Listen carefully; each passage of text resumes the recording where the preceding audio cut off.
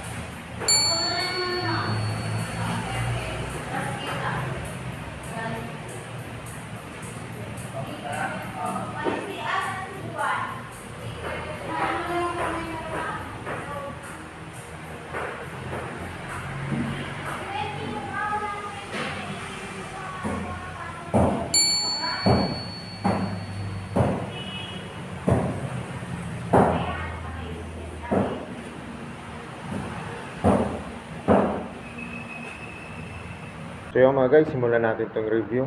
Ito po ay matte blue ng MIUI 125S. Kaya mga guys, kitang-kita nyo naman sa kulay pa lang, talagang napakaganda na po. Talagang stand out po yung kulay niya mga guys. Kasi kita nyo siya matte blue, di ba karaniwan nakikita nyo, mga glossy po. Glossy na blue, pero ito po matte blue. Yan, simulan natin sa gulong. Mga guys, ang gulong po nito ay IRC po. Ang sukat po nito ay 70 by 90. Yan, 70 by 90, 14 din po. Tapos kung mapapansin nyo, kanyang signal light po ay bulb type, pati po yung kanyang headlight po. Pero mga guys, yung gaya po ng MIUI 125, ganun pa rin po yung kanyang mags. Yan. Tapos yung kanyang fender, ang ganda po. Yan. Tapos yung kanyang front shock, yan. Kulay glossy po na black, pati yung kanyang brake caliper, glossy rin po na black. Tapos mapunta tayo sa likod na gulong. Ganun din po, IRC din po ang tatak. Tapos ang sukat po nito ay 80 by 90 po mga guys. Tapos yung kanyang rear shock, glossy po na black. Tapos naka drum brake po siya. Tapos mga guys, meron din po itong kickstart. Maganda rin po ito kasi yun nga po, pagka laging push button lang po, para pagka hindi ma-start sa push button, meron tayong kickstart mga guys. Tapos yung kanyang center stand, glossy po na black. Pati yung kanyang side stand, glossy rin po na black. Tapos mga guys, ito yung kanyang step nut para sa angkasan. Yan, ganda rin po ng matibay po. Yan. Tapos mga guys, kita nyo naman ang ganda po ng decals nito. Yan, i125S, tapos MIUI. Naka-impose po yung MIUI. Tapos yung kanyang fender sa likod. Yan, maganda po mga guys. Malaki rin po. Tapos yung kanyang taillight.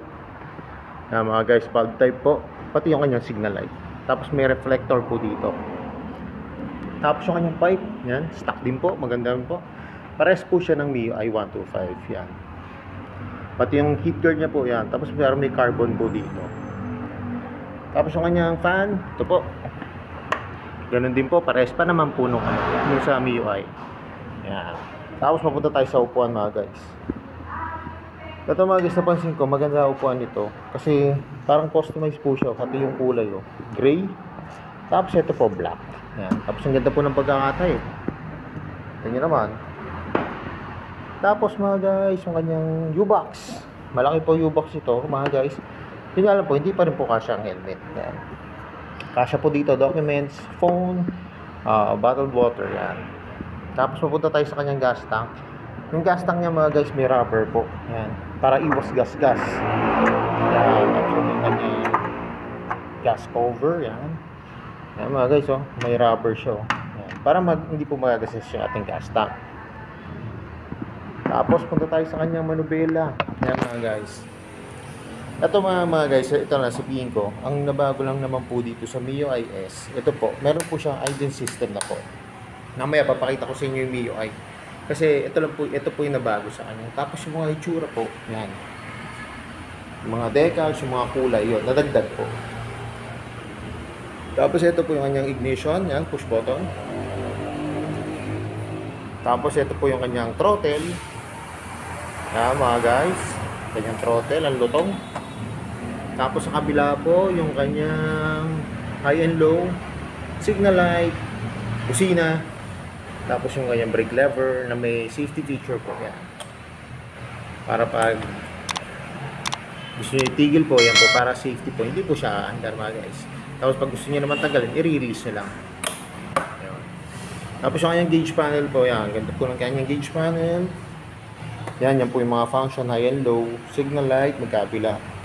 May idling po siya dito. Kasi nga po, nadagdagan po ng feature na may idling system. Kaya meron natin po dito. Tapos yung engine po. Yan. Tapos yung fuel, yung speedometer. Tapos may dalawa po siyang packet sa harap. Yan. Yung isa po malalim. Pwede po cellphone, wallet, yan, konting documents. Pero parang, pwede rin naman ang bottled water, pero yung maliliit lang po. Tapos dito sa kabila, mga ano lang po ito, maliit lang po. Talagang coins lang po, kaya mga papel. Yan, o kaya ballpen. Kasha. Tapos ito po yung kanyang susian. Yan, kita nyo na guys, oh, ganda ng susian. May remote na siya. Tapos yung kanyang function po sa ano, may shutter lock, may shot para makoberan po yung ating susian. Tapos yung seat open, dito na rin po yung ano, yung susian. Wala na po sa likod ng, ay sa ilalim ng upuan. Diyan na rin po siya mga guys. Tapos kita nyo, ang ganda po ng susi. Yan. So mga guys, ay ito mga guys, baga nga pala, yung footboard niya, okay pa rin po, ganun pa rin po kalaki. Tapos yun, makapitib po kasi maganda po yung spike. Yan. Tapos may grab, ano dito, hook bar. Yan. Para pag may binibili po kayo, yan, pwede nyo pong paglagyan mga guys. So yung mga guys, nyo, sasakyan ko na itong Mio i125S.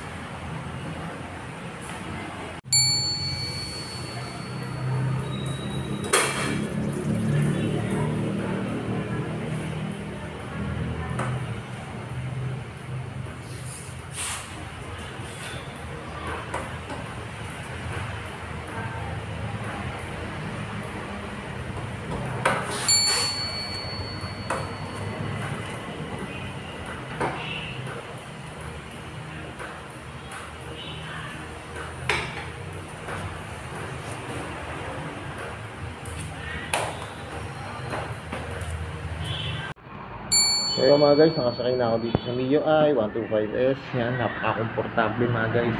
Saka talagang para po sa akin, gandang-ganda po ako sa kulay na to. Itong matte blue na to. Ganda po ng design, yan. Tapos dito nyo naman para sa rider po na matatangkad, yan. Malawak po yung clearance, hindi po tatama yung tubo sa packet, yan. Tapos yung paa natin, yan.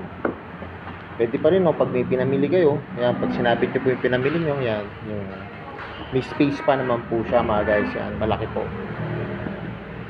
So yun mga guys, alam ko ito na inaabangan nyo, magkano ba ngayon itong Mio i125S. Tara, tignan natin yung price. Mga guys, yung presyo po nitong Mio i125S, ipa-flash ko na lang po sa screen para makita nyo mga guys. Yan. Alam ko mga guys, konti lang ang pagkakaiba nito sa Mio i na 125. Mga guys, ang available nga pala ng kulay dito sa may Wiltec, sa may Dila, Santa Rosa, Laguna. Ito po, matte blue. Tapos meron ditong matte black. Yan, ito po yung matte black nila. Saka mga guys, pakita ko na rin yung pagkakaiba nung Mio i lang po. Yan. Kita nyo, pag nakita nyo itong Mio i, unang-una nyo pong mapapansin, ito pong ano nya, wala po siyang idling system. Tapos yung upuan po mga guys. Yan, yung upuan. Kita niyo yung upuan doon, ang may design na po. Hati yung kulay, pero ito po, plain po. Plain po siya na black. Yan. Ito naman po, ang kulay nito, ano, parang orange po siya. O peach. Yan po yung available nila rito. So yung mga guys, hanggang dito na lang. Kung hindi pa kayo nakasubscribe sa akin, please hit the notification bell para updated kayo sa aking mga videos. Salamat nga po pala dito sa may Wiltec, sa may Barangay Dila, Santa Rosa, Laguna, at na-review ko po itong mga motor nyo. Ang dami pong motor ngayon dito mga guys, kaya pasyal na po kayo. More sales to come. At kaya nila yung sinasabi. Ingat po palagi, ride safe always, and God bless po. Pa-like and share na rin po na kayo mga videos. Bye-bye!